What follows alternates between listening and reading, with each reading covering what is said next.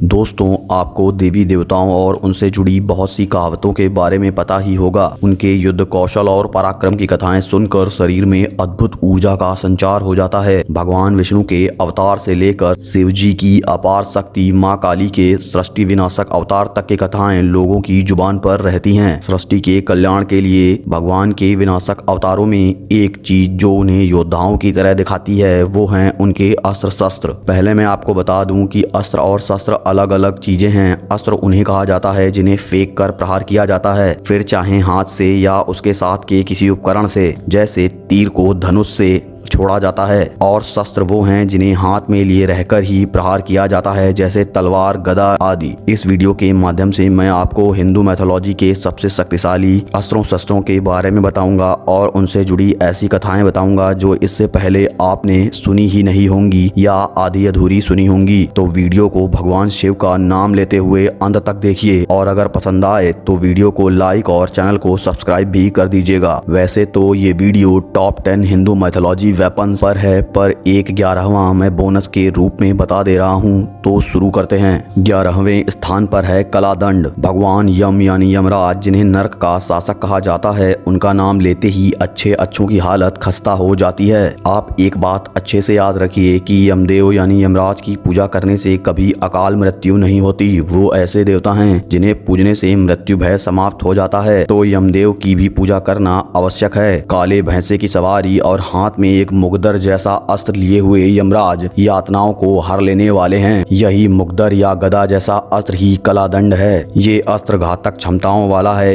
एक बार लक्ष्य पर भेज देने के बाद कलादंड लक्ष्य को नष्ट किए बिना वापस नहीं लौटता। चाहे सामने वाला कोई भी वरदान रखता हो या उसे कोई भी सुरक्षा क्यों ना प्राप्त हो। यमराज ने दशावतार रावण से स्वयं की रक्षा करने के लिए कलादंड से ही रावण पर प्रहार किया था। 10वें स्थान पर आता है तीन बाण। आपको बता दूं, तीन बाण भी भगवान शिव का सबसे शक्तिशाली अस्त्र है। आपने शायद कभी इसका नाम सुना ही हो। नाम से पता चलता है कि 3 तीरों की बात की जा रही है। प्रत्येक तीर के अपने गुण थे। पहला तीर उन चीजों या शत्रुओं को चिन्हित कर लेता था जिन्हें तीर चलाने वाला नष्ट करना चाहता था। दूसरा तीर उन्हें चिन्हित करता था जिन्हें नुकसान नहीं पहुंचाना है। और तीसरा तीर छोड़ते ही पहले तीर द्वारा चिन्हित शत्रु मार दिए जाते थे।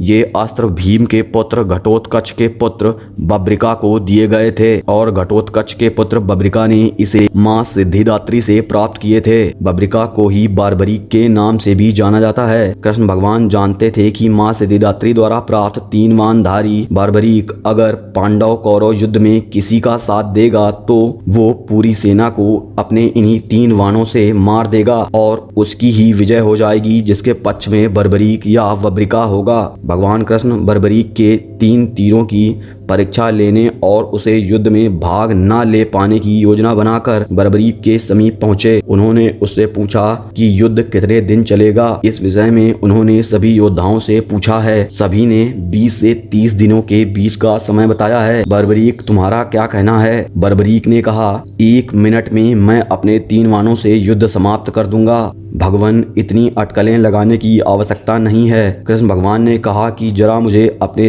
तीरों का कौशल दिखाओ। उन्होंने एक पौधे के पत्तों पर यह परीक्षण करने को कहा और पौधे का एक पत्ता अपने पैर के नीचे दबा लिया। बर्बरीक ने जैसे ही तीसरा बाण चलाया, वो पेड़ के सारे पत्तों को वेधता हुआ भगवान कृष्ण के पैर के समक्ष आ गया।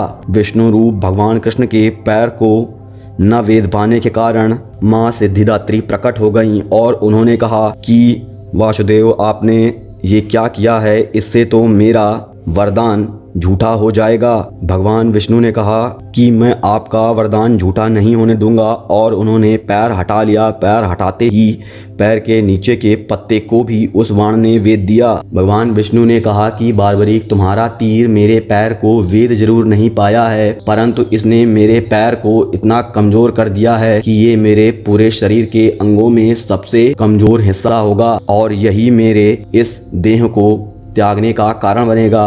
आपको पता ही होगा कि भगवान कृष्ण के पैर पर बघेलिए द्वारा तीर मारकर ही भगवान कृष्ण ने कृष्ण देह त्यागी थी। अब कृष्ण भगवान जान चुके थे कि बर्बरीक एकदम सही कह रहा है कि वो 1 मिनट में ही युद्ध समाप्त कर देगा। भगवान ने उससे उसका सिर मांग लिया और बर्बरीक ने भगवान को अपना सिर काट कर देने में एक क्षण भी नहीं लगाया। बर्बरीक ने पूरा महाभारत का युद्ध देखने की बात कही। इस पर भगवान कृष्ण ने कटे सर को जीवित रहने का वरदान दिया ताकि बर्बरीक का कटा सिर महाभारत के पूरे युद्ध को देख सके। 9वें स्थान पर है नंद का। 4 भुजाओं वाले विष्णु जी के अधिकांश चित्रण में उन्हें एक अजीब सी तलवार लिए चित्रित नहीं किया जाता, पर जब 4 से अधिक भुजाओं के साथ उन्हें चित्रित किया जाता है तो उनके हाथ में तलवार जैसा अस्त्र देखा जा सकता है जिस पर आवरण नहीं है। विष्णु पुराण के अनुसार तलवार ज्ञान का प्रतीक है और उसका आवरण अज्ञान है। एक बार भगवान ब्रह्मा ने सुमेरु पर्वत के शिखर पर यज्ञ किया। जिस यज्ञ को करते ही उन्होंने देखा कि एक लौह दैत्य वहां उपस्थित है जिसका बहुत विशाल लोहे का शरीर है और हाथ में विशालकाय मायावी गदा है। भगवान ब्रह्मा को लगा कि ये दैत्य यज्ञ में विघ्न उत्पन्न करेगा। उनके सोचने मात्र से यज्ञ से उनकी इस परेशानी को दूर करने के लिए एक बलवान पुरुष उत्पन्न हुआ जिसका सारे देवताओं ने स्वागत किया। क्योंकि विशालकाय लौह दैत्य अपने मायावी गदा से सभी देवताओं को घायल कर चुका था, अतः उनकी रक्षा करने के लिए कोई तो चाहिए था। उस राक्षस का कोई भी बाल बांका नहीं कर पा रहा था। तब भगवान विष्णु प्रकट हुए और उस यज्ञ से उत्पन्न मानव को उन्होंने देवताओं के अनुरोध पर अपने निजी अस्त्र के रूप में धारण किया। जैसे ही वह मानव एक म्यान युक्त तलवार के रूप में बदला, भगवान विष्णु ने उसके हत्थे को अपने हाथ से पकड़ लिया। विष्णु भगवान के स्पर्श मात्र की अपार ऊर्जा से वह तलवार नीले रंग के तीव्र प्रकाश से चमकने लगी और उसमें अथाह ऊर्जा का संचार हो गया। उसका हत्था रत्नमयी हो गया और उसकी ऊर्जा से म्यान, जिसे पुराणों में अज्ञान कहा जाता है, हट गई। भगवान विष्णु की अनंत ऊर्जा युक्त नंद का तलवार के स्पर्श मात्र से लौह दैत्य के टुकड़े टुकड़े हो गए। नंद का तलवार को अज्ञान पर ज्ञान का प्रतीक माना जाता है। 8वें स्थान पर है चंद्रहास। भगवान शिव का नाम लेते ही शरीर में अपने आप ही ऊर्जा दौड़ने लगती है और भोलेनाथ इतने भोले हैं कि वो सभी को अपने अस्त्र शस्त्र यहाँ तक स्वयं की बनाई सोने की लंका तक दे देते हैं। अपने भक्त को बिना सोचे सब कुछ दे देने वाले भगवान शिव के पास उनकी चमचमाती चंद्राकार चंद्रहास थी जो उनके विनाशकारी शस्त्रों में से एक थी और भगवान शिव ने उसे रावण को उसके द्वारा की गई स्तुति से प्रसन्न होकर दिया था। इस तलवार की ये खासियत थी कि ये कभी भी तोड़ी नहीं जा सकती थी और ये जिसके हाथ में रहती थी उसकी ऊर्जा से ही इसकी शक्ति बढ़ती जाती थी। चंद्रहास लेकर रावण ने अनेक युद्ध लड़े और कोई उसका बाल भी बांका नहीं कर सका। चंद्रहास की अद्भुत शक्ति के चलते कोई भी राक्षस रावण के सामने टिक नहीं पाता था। सुर असुर नाग गंधर्व सभी रावण की उस चमचमाती चंद्रहास के आगे घुटने टेक देते थे और ऊपर से ब्राह्मण की बुद्धि कथा पुराण का ज्ञाता व्यक्ति अगर योद्धा हो और उसके पास ऐसी चंद्रहास हो तो उसे जीत पाना लगभग असंभव सा था। आपको बता दूं, चंद्रहास चंद्रमा के जैसी अर्धवृत्ताकार मुस्कान यानी स्माइल के जैसे आकार की होने के कारण उसका नाम चंद्रहास पड़ा। आपको आश्चर्यचकित कर देने वाली बात बताता हूँ। रावण बहुत ही विद्वान, पराक्रमी और दूरदर्शी था और जो भी वचन देता था उसे पूरा करता था। ऐसा मैं इसलिए कह रहा हूँ क्योंकि रावण ने भगवान राम से पूरे युद्ध के दौरान एक भी बार चंद्रहास का प्रयोग नहीं किया। आपको सुनकर आश्चर्य हुआ होगा कि इतना अच्छा शस्त्र रावण ने प्रयोग क्यों नहीं किया जबकि उसकी मौत उसके सामने खड़ी थी। इसका कारण ये है कि भगवान शिव ने रावण को चंद्रहास देते समय उससे एक वचन लिया था कि वो चंद्रहास का प्रयोग केवल बुरा करने वालों पर ही करेगा। आपको एक बात और बताऊं कि रावण एक बहुत ही कुशल राजा भी था। उसके शासन में उसकी प्रजा उससे पूर्ण रूप से संतुष्ट और खुशहाल थी। 7वें स्थान पर आता है विजय धनुष। महाभारत महानतम महाकाव्यों में से एक है और महाभारत का नाम सुनते ही युद्ध योद्धाओं और उनके कौशल की बात होने लगती है। इनमें से एक प्रमुख नाम कर्ण का है। योद्धा कर्ण के हाथ पर युद्ध के समय दिखाई देने वाला धनुष ही विजय धनुष है। महाभारत में वर्णित कथा के अनुसार अर्जुन जो कर्ण के विरोध में पांडवों के पक्ष से युद्ध लड़ रहे थे, उनके रथ पर स्वयं भगवान विष्णु के अवतार कृष्ण सारथी के रूप में विराजमान थे। और आपको शायद ना पता हो कि उस रथ के केंद्र पर महाबली हनुमान यानी अपने बजरंगबली अदृश्य रूप में विराजमान थे। ऐसा इसलिए किया गया था कि अर्जुन के रथ पर इतना भार विराजमान हो कि बड़े से बड़ा प्रहार रथ को हिला तक न सके। पर कर्ण के विजय धनुष के द्वारा छोड़ा गया तीर जब अर्जुन के रथ पर पड़ता था तो पूरे ब्रह्मांड का भार रथ पर होने के बावजूद भी रथ पीछे खिसक जाता था। भगवान कृष्ण ने युद्ध क्षेत्र में ही अर्जुन से कहा था कि यदि कर्ण के हाथ में ये विजय धनुष बना रहा तो तीनों लोकों के योद्धा भी मिलकर उसे हरा नहीं पाएंगे। सोचिए कि जब स्वयं भगवान को एक धनुष लिए हुए इंसान से युद्ध में इतना सोचना पड़ रहा हो तो ऐसे धनुष को धारण करने वाले और ऐसे धनुष में कितना बल होगा। कर्ण का धनुष ऐसे मंत्रों से अभिमंत्रित था कि उस पर रखा बाण उसकी प्रत्यंचा से अनंत ऊर्जा पाकर छूटता था। इसी धनुष से भगवान शिव ने अपना पशुपतास्त्र छोड़ा था। ये धनुष शिव जी का ही है जिसे भगवान विश्वकर्मा ने बनाया था। बाद में भगवान शिव की तपस्या करके परशुराम ने इसे प्राप्त किया और बाद में कर्ण को धनुर्विद्या का ज्ञान देने के बाद उन्हें उपहार स्वरूप दिया। भगवान कृष्ण के आदेश पर अर्जुन कर्ण को तभी मार पाए जब कर्ण अपना विजय धनुष अपने रथ पर रखकर रथ के पहिए को धकेलकर रथ को गड्ढे से बाहर निकालने की कोशिश कर रहे थे। महाभारत के महानतम योद्धा कर्ण और उनके धनुष विजय धनुष का नाम लोगों की जुबान पर रहता है। छठे स्थान पर है पिनाक। पिनाक भगवान शिव का मूल धनुष है जो विनाश या प्रलय के लिए उपयोग किया जाना था। मूल वाल्मीकि रामायण के अनुसार देव इंद्र द्वारा लगभग एक जैसी क्षमता वाले दो धनुष बनाए गए थे जो उन्होंने भगवान शिव के रूप रुद्र और भगवान विष्णु को दिए थे और अनुरोध किया कि दोनों लोग आपस में युद्ध करें ताकि ये पता चल सके कि उनमें से शक्तिशाली कौन है। पर युद्ध प्रारंभ होने से पहले ही आकाशवाणी हुई कि यह युद्ध विनाश का कारण बन जाएगा और इसलिए युद्ध रोक दिया गया। आकाशवाणी सुनते ही रुद्र ने जन कल्याण को ध्यान में रखते हुए तुरंत ही उस धनुष को वहीं फेंक दिया जो आकर पृथ्वी पर गिरा जिसे राजा देवरथ ने देखा और चूंकि राजा देवरथ इस धनुष के योग्य थे इसलिए वे इसे उठा सके और अपने राज्य ले गए। आपको बताऊं कि राजा देवरथ सीता माता के पिता राजा दशरथ के पूर्वज थे। पिनाक वही धनुष है जिसकी प्रत्यंचा चढ़ाकर भगवान राम ने सीता माता से विवाह किया था। आपको बताऊं कि भगवान राम ने धनुष जानबूझकर तोड़ा नहीं बल्कि प्रत्यंचा चढ़ाते समय वह स्वयं ही टूट गया था। धनुष पिनाक को लेकर और भी कई कथाएं हैं कि भगवान विश्वकर्मा ने दो धनुष बनाए थे, पिनाक और सारंग, और दोनों लगभग एक जैसे प्रभावशाली थे। सारंग विष्णु जी का धनुष है और पिनाक शिव जी का।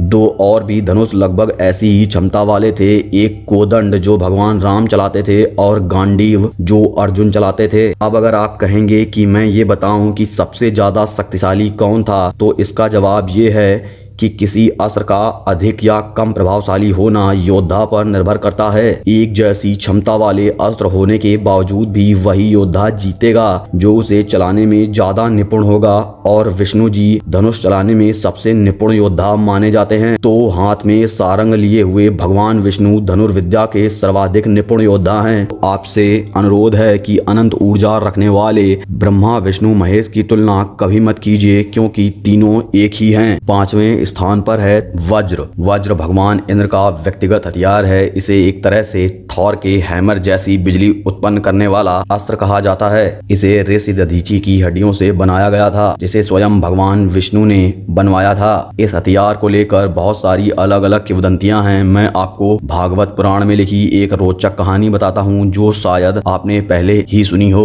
देवताओं के बढ़ई त्वट के दो पुत्र थे, एक वृत्ता और एक विश्वरूप। एक बार क्रोध में आकर इंद्र ने विश्वरूप को मार डाला। अपने पुत्र की मृत्यु का बदला लेने के लिए त्वट ने एक यज्ञ किया और वरदान में एक पुत्र मांगा जो भगवान इंद्र का वध कर देगा। परंतु वरदान मांगते समय मंत्र में उसने एक शब्दांश का गलत उच्चारण कर दिया और एक पुत्र प्राप्त किया जो इंद्र को मारने के बजाय इंद्र के हाथों मारा जाने वाला था। पुत्र वृत्ता ने कठिन तपस्या से ये वरदान प्राप्त किया कि वह पत्थर, धातु या लकड़ी के किसी हथियार से नहीं मारा जा सकेगा, जिसके लिए ऋषि ऋषि दधीचि की हड्डियों से एक अस्त्र बनाकर उससे वृत्तासुर को मारने की सलाह दी गई। ऋषि दधीचि ही क्यों, कोई और ऋषि या देवता क्यों नहीं? इसका भी उत्तर है, ऋषि दधीचि को भगवान विष्णु का नारायण कवच प्राप्त था, जिस कारण उनकी हड्डियां किसी अस्त्र शस्त्र से अधिक मजबूत थीं। ऋषि दधीचि ने अपने जीवन का बलिदान किया और भगवान विश्वकर्मा ने उनकी हड्डियों से प्रलयंकारी वज्र का निर्माण किया और उससे ही वृत्तासुर का वध कर दिया। वज्र के प्रयोग से जुड़ी दूसरी कहानी भी मैं आपको बताता हूँ। हनुमान जी का नाम लेते ही भूत पिशाच भाग जाते हैं। ऐसे बलवान और महाशक्तिशाली शिव जी के अवतार हनुमान जी बचपन में भी अपनी शक्ति प्रदर्शन करने से बाज नहीं आते थे।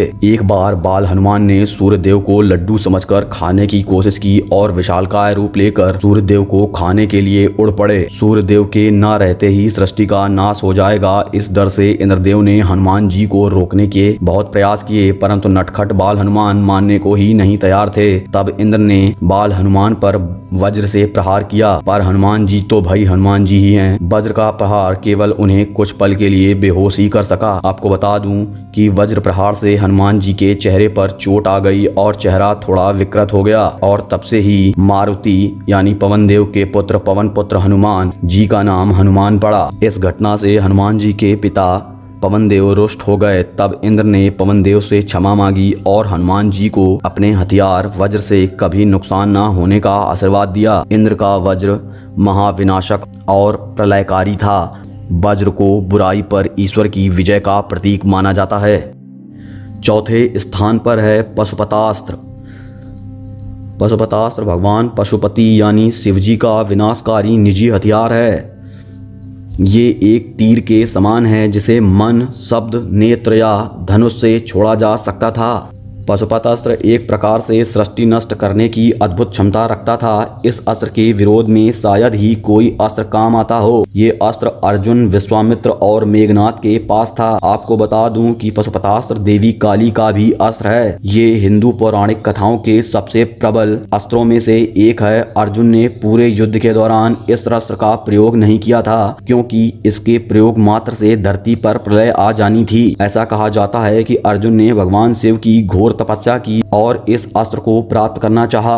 एक सुअर वेश में राक्षस अर्जुन को मारने के उद्देश्य से अर्जुन की ओर दौड़ता आ रहा था। अर्जुन को तपस्या में लीन पाकर भगवान शिव किरात का वेश लेकर सुअर रूपी राक्षस को मारने के लिए तीर चलाते हैं, पर उसी समय अर्जुन भी आत्मरक्षा में तीर चला देते हैं। सुअर रूपी राक्षस वहीं धराशायी हो जाता है। इतने में ही किरात अवतार में भगवान शिव आकर कहते हैं कि उस सुअर रूपी राक्षस को उनके तीर ने पहले मारा है, बाद में अर्जुन का तीर उसे लगा है, पर अर्जुन का कहना था कि अर्जुन ने उसे पहले मारा है। दोनों में बहस होते होते युद्ध होने लगा। अर्जुन सारे प्रयत्न कर चुके थे, परंतु महादेव के आगे उनकी एक नहीं चली और अर्जुन भगवान शिव से ही मदद की गुहार लगाने लगे। किरात रूप में भगवान शिव अपने वास्तविक रूप में पुनः आ गए और अर्जुन से बोले कि अर्जुन ने उन्हें युद्ध में हराया भले ना हो, पर वे आज थकान का अनुभव कर रहे हैं। वे अर्जुन की तपस्या और अर्जुन के युद्ध कौशल से बहुत खुश हैं और खुश होकर अर्जुन को पशुपतास्त्र दे देते हैं। बहुत से लोगों का कहना है कि अर्जुन कर्ण से कम पराक्रमी थे और उन्होंने धोखे से कर्ण को मारा था, परंतु अर्जुन भी कर्ण जैसे पराक्रमी थे। दोनों में कोई भी एक दूसरे से कम नहीं था।